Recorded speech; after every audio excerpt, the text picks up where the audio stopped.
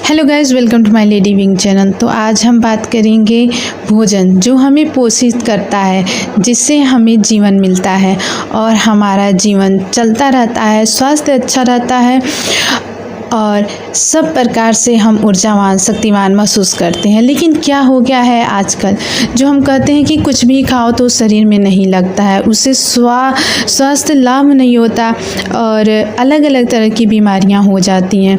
तो ये कहीं ना कहीं हमारे भावों से ही संबंधित है।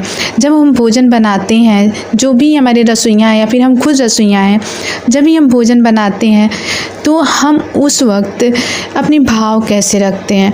जैसे कि अगर हम क्रोध में होके, ईर्ष्या भाव में होके भोजन को पका रहे हैं, तो ऐसे में होता क्या है, वो हमारे भाव भोजन में लगते हैं।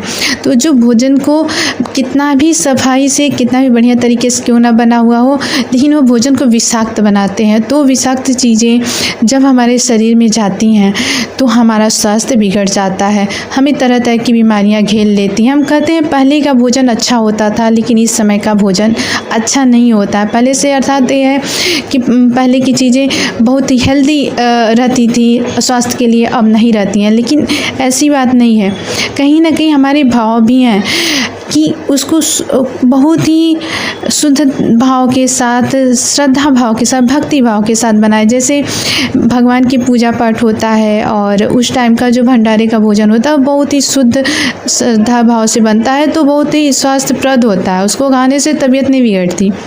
तो इसी तरीके से हम जब भी अपनी रसोई में बनाए तो हम अपने ध्यान रखें कि अपने भाव को भक्ति भाव, शांत भाव से हम खाना बनाएं, तो ये हमारे लिए स्वास्थ्य के लिए लाभप्रद होगा। Thank you.